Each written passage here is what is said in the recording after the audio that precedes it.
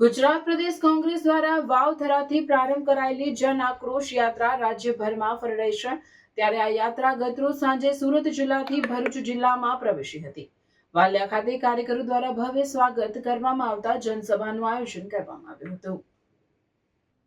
ત્યારબાદ યાત્રા અંકલેશ્વર પહોંચી આજે સવારે ભરૂચ શહેરમાં પ્રવેશી સ્ટેશન સર્કલ ખાતે આવેલી ડોક્ટર બાબા સાહેબ આંબેડકરની પ્રતિમા ખાતે આવી પહોંચી હતી, જ્યાં કોંગ્રેસ આગેવાનોની કાર્યકરો દ્વારા ઉમટેલા જનસમૂહ વચ્ચે તેનું ઉષ્માભર્યું સ્વાગત કરાયું હતું।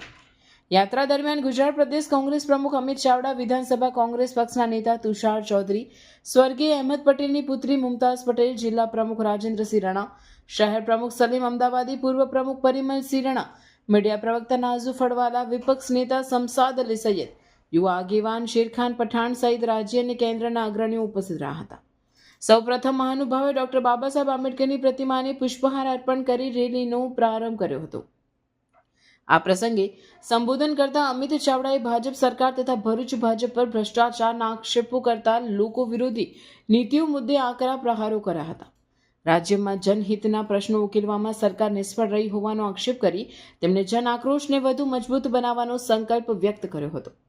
ત્યારબાદ શહેર કોંગ્રેસ સમિતિના આયોજન હેઠળ ભવ્ય બાઇક રેલીનું આયોજન કરવામાં આવ્યું હતું। અમિત ચાવડા સહિતના આગેવાનો બાઇક પર સવાર થઈ રેલીમાં જોડાયા હતા। રેલી પાંચબત્તી, મોહમ્મદપુરા, જંબુસર બાયપાસ માર્ગ, દયાદરા તરફ આગળ વધી હતી। માર્ગમાં વિવિધ સ્થળોએ કાર્યકરો અને નાગરિકો દ્વારા ફૂલહાર અને જયઘોષ સાથે યાત્રાનું સ્વાગત કરવામાં આવ્યું હતું।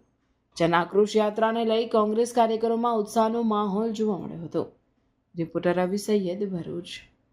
2 વર્ષ પછી ઉઘરાણી કરી હતી, તમે લોકોએ સ્વાગત કર્યું હતું। સ્વાગતને છોડો, એ ઉઘરાણી ત્યારે નહોતી આપી, હવે ઉઘરાણી છીનવવાનો ટાઈમ થઈ ગયો છે અને એના માટેની આ મહેનત છે, એના માટેની આ મહેનત છે। તમે અને હું જાણીએ છીએ કે ભાજપ હોય કે આમ આદમી પાર્ટી હોય, એને એક શાયરી લાગુ પડે છે, 4-5 जाम मेरी अंदर है, 4-5 जाम मेरी अंदर है, एक जाम मेरे हाथ में है, फिर भी मैं दावा करता हूं कि मैं शराबी नहीं हूं, मैं शराबी नहीं हूं, मैं शराबी नहीं हूं। એટલા માટે બે હાથ અને ત્રીજું માથું જોડીને એક આક્રોશ લઈને આવ્યા છીએ। આવો ઘરે ઘરેથી નીકળીએ, અહીંયા હામ રાખજો, કાંડામાં તાકાત રાખજો, આંખમાં તેજ રાખજો।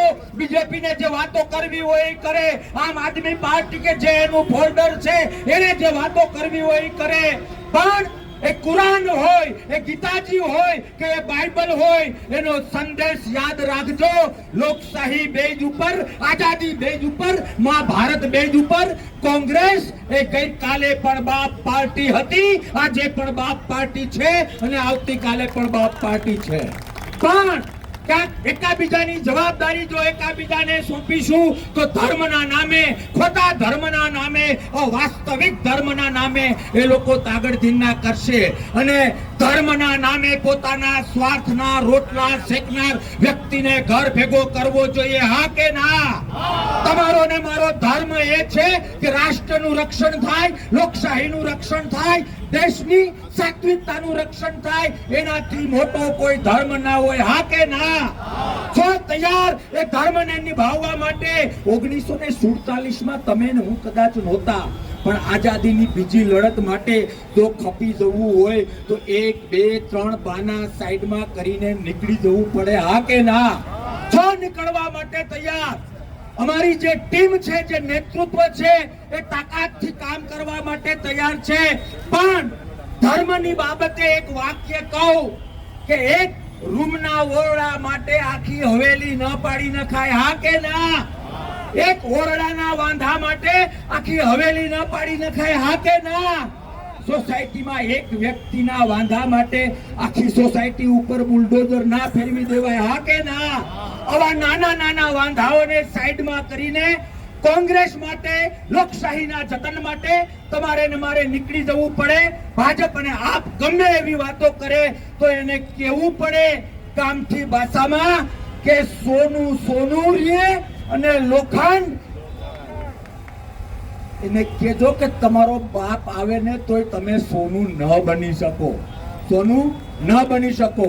વધારે ટાઈમ નથી, આગળ ઘણી બધી વાતો કરીશું, પણ જે ધર્મમાં આપણે માનતા હોઈએ, આપણે ભગવાનમાં માનતા હોઈએ, આપણે અલ્લાહમાં માનતા હોઈએ, આપણે ઈશ્વરમાં માનતા હોઈએ, એના દર્શન સાક્ષી સાથે કે કામ કરવું હોય તો એની સાક્ષીમાં કાંડાની તાકાતે, એક ટીમ વર્કની તાકાતે વચનબદ્ધ થવું જોઈએ. હા કે ના?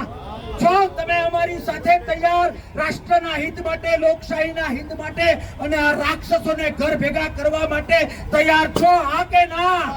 જો હા તો જે ભગવાન, જે અલ્લાહ, જે ઈશ્વરમાં માનો છો એની સાક્ષીમાં અમારો હોસલો વધારવા માટે, અમારી ટીમનો હોસલો વધારવા માટે તમારે વચનબદ્ધ થવું જોઈએ. હા કે ના?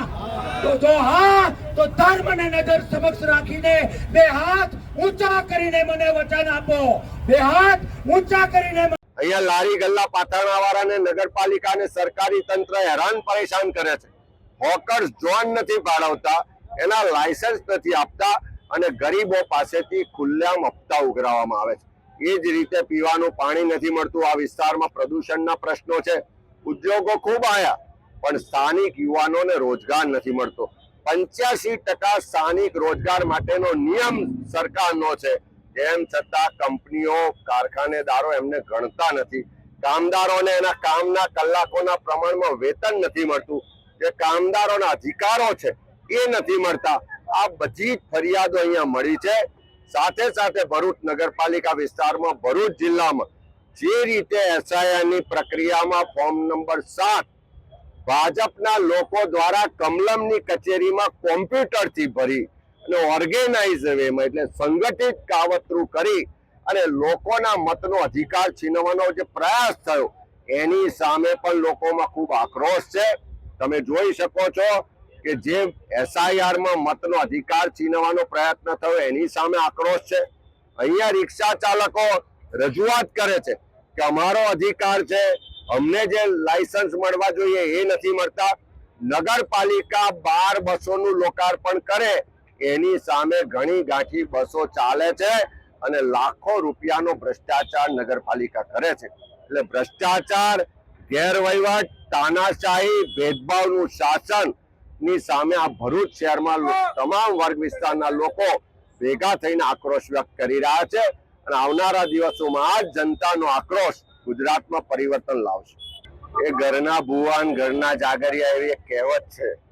એટલે સર્વે વાળા લોકો કોણ છે, કોની સાથે જોડાયેલા છે, કોની દ્વારા આર્થિક લાભો મેળવે છે એ આપણે બધા જ જાણીએ છીએ અને એમની પોલ પણ ખુલી ગઈ છે. અને એવા ખોટા સર્વેના નામે મીડિયા કે સોશિયલ મીડિયાના મેનેજ કરીને જે પ્રયત્નો થઈ રહ્યા છે, પણ સાચી હકીકત જનાક્રોશ યાત્રા અમે પહેલા સૌરાષ્ટ્રમાં કિસાન આક્રોશ યાત્રા 1100 કિલોમીટર કરી, ઉત્તર ગુજરાતમાં 1300 કિલોમીટર યાત્રા થઈ, મધ્ય ગુજરાતમાં 1400 કિલોમીટરની યાત્રા અને આ દક્ષિણ ગુજરાતની 1100 કિલોમીટરની યાત્રા પરથી હું સ્પષ્ટ કહું કે ગુજરાતની જનતા ભારતીય જનતા પાર્ટીનું શાસનને ઉખાડી ફેંકવાની તૈયારી કરી ચૂકી છે. એક જ પાર્ટી, કોંગ્રેસ પાર્ટી જ ગુજરાતના લોકોની હિતોની ચિંતા કરી શકે.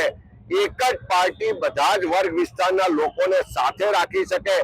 એક જ પાર્ટી સામાન્ય લોકોની વાતને સમજીને એના પ્રશ્નોનું નિવારણ કરી શકે.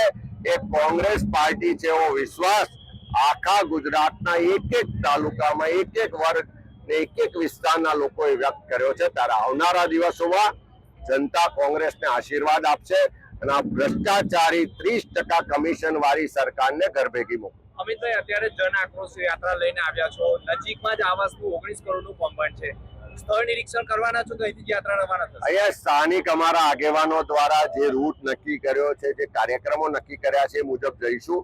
હું તમારા માધ્યમથી ભરૂચ શહેરના, જિલ્લાના અને ગુજરાતના લોકોને કહેવા માંગુ છું કે તમારા ત્યાં જ્યાં પણ ભ્રષ્ટાચાર થતો હોય, જ્યાં પણ ખોટું થતું હોય, કોઈને પણ અન્યાય થતો હોય, કોઈની ઉપર પણ અત્યાચાર થતો હોય, જ્યાં પણ સરકારની તાનાશાહી હોય, જ્યાં પણ પ્રજાના પરસેવાના ટેક્સના પૈસાની બરબાદી થતી હોય, એવી હકીકતો ધ્યાન પર લાવજો. સડકથી લઈને સંસદ સુધી એ મુદ્દા ઉઠાવીશું. જરૂર પડે તો સ્થળ વિઝિટ પણ કરીશું. વિધાનસભાનું સત્ર આવે છે ત્યાં પણ મુદ્દા ઉઠાવીશું. અમારી શહેર કોંગ્રેસ સમિતિ, જિલ્લા કોંગ્રેસ સમિતિ એ મુદ્દાઓને લઈ અને જમીની લડાઈ પણ લડશે. Thank you.